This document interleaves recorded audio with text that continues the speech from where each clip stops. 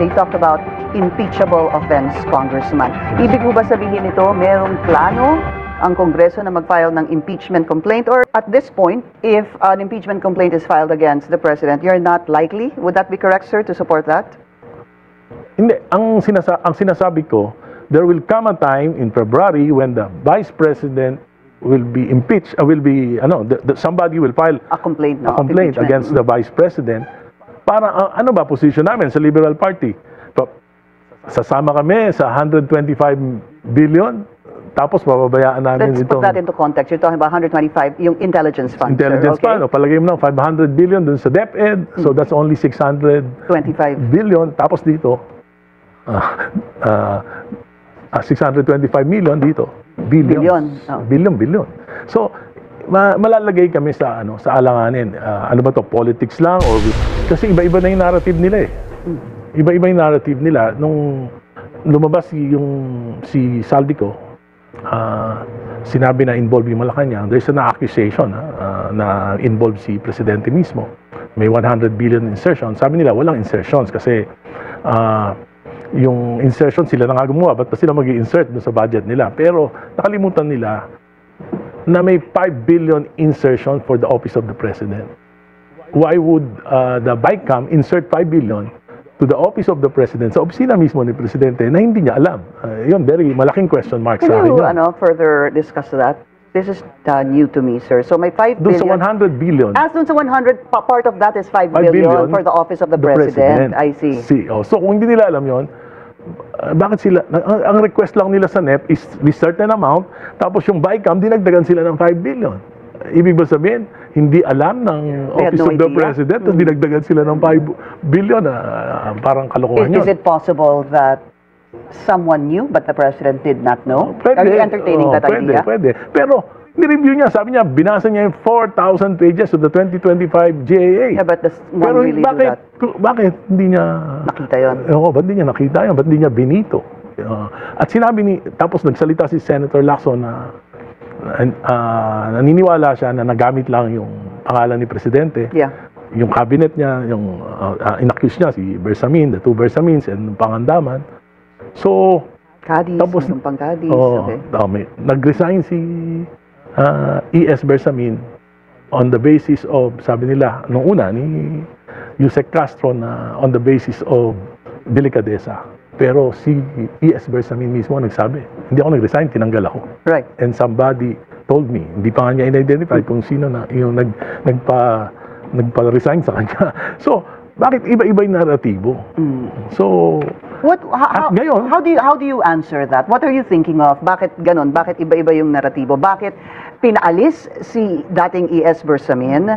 Bakit sinasabi niyong meron dong 5 billion that if true the President knew about it, why did he not veto it? Because supposedly in that budget, he vetoed 198 billion ho ba? At least that's what is coming out. So, ano ho ang inyong theory? well, the government is lying. Why? 2023 budget, GAA, sinalaula ito ng Kongreso, 300 billion yung insertions, diversions, and amendments. Hindi kumibo si Presidente, hindi kumibo yung Cabinet. Imposibleng hindi alam to ng DBM.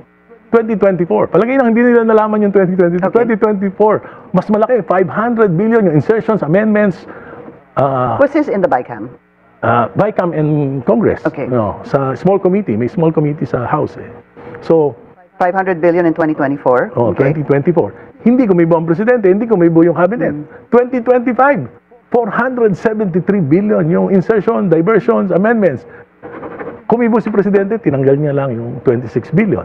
Kasi sumobra na yung budget ng DPWH Sa Education Department. Which is against the law. Which is against the law. Pero, bukod dyan, pinabayaan ni Presidente na yung 60 billion sa PhilHealth ilagay sa flood control. National Treasury. 107 billion from PDIC nilagay sa flood control. Yung more than 300 billion na equity ng Philippine government dun sa ating mga foreign flagship projects, tinanggalan ng pondo, nilagay sa public works. Ang pinakamasama nun na nangyari na yon dahil dyan yung metro subway na supposed to be matatapos ng 2028 dahil hindi na pondohan na delay to 2032. 4 years. Yung PNR elevated rail na dapat matapos ng 2029, matatapos ng 2032. At dahil dyan, sabi mismo ng Department of Transportation, we will accrue an additional expense of 20%. So that's about 300 billion additional expenses. So bakit hindi kumibo dito si Presidente? So either alam niya ito o ano? What do you think? Incompetence or complicity. Competence and it's a question of competence and complicity. And what do you think? Apart from your saying that Malacanang is I lying, don't- is he but incompetent or is he complicit?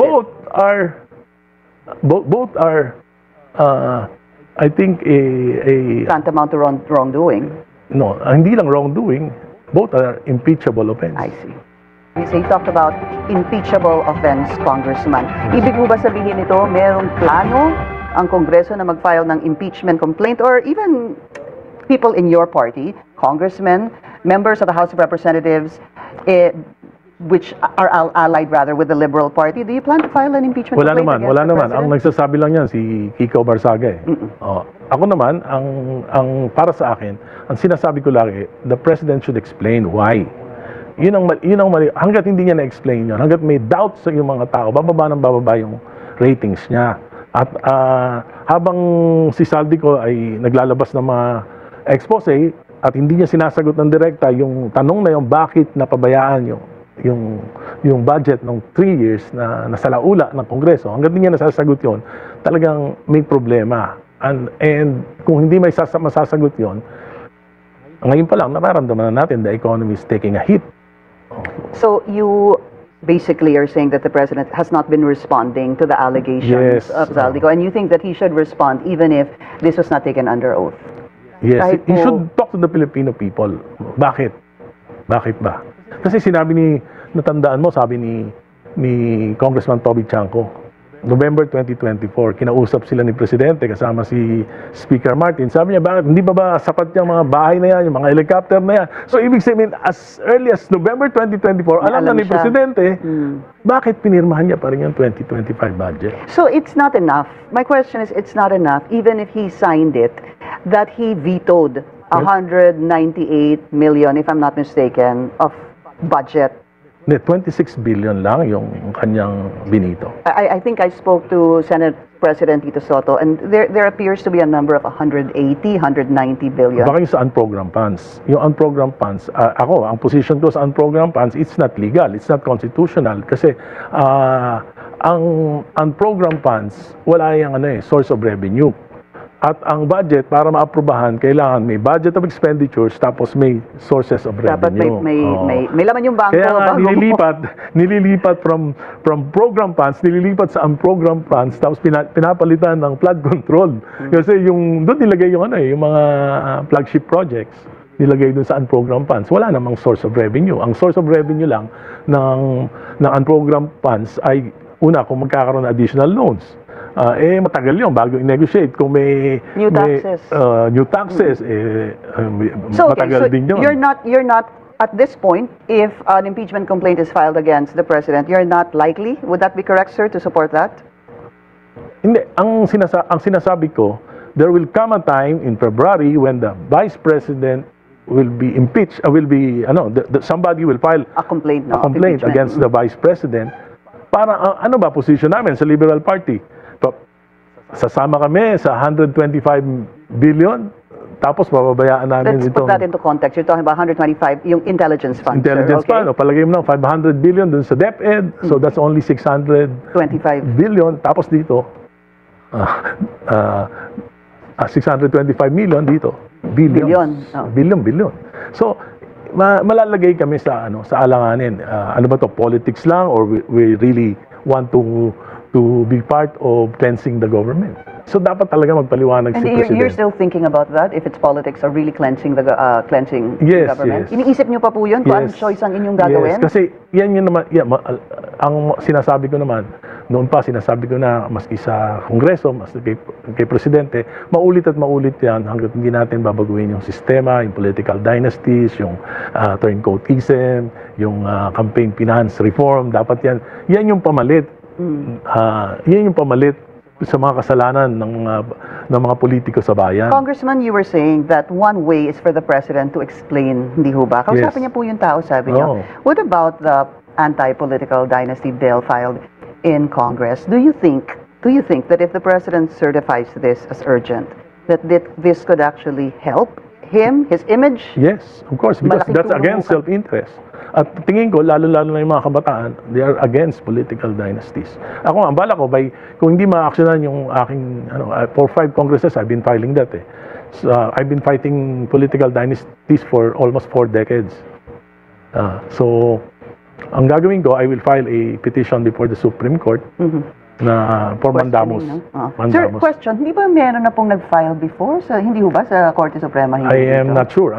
Yeah. Pero yun, ngayon, ang gusto ko mangyari, the Supreme Court should give a certain period of time for Congress to enact the anti-political dynasty law. Meron pa akong isang... Sir, it's been 38 years. Yeah, 39. Oh, 1987. Almost 39 years.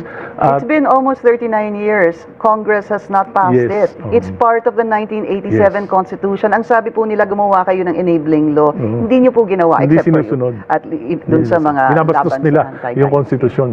And But that's a, I get why they don't do it because a lot of them belong to political dynasties. But you're called lawmakers.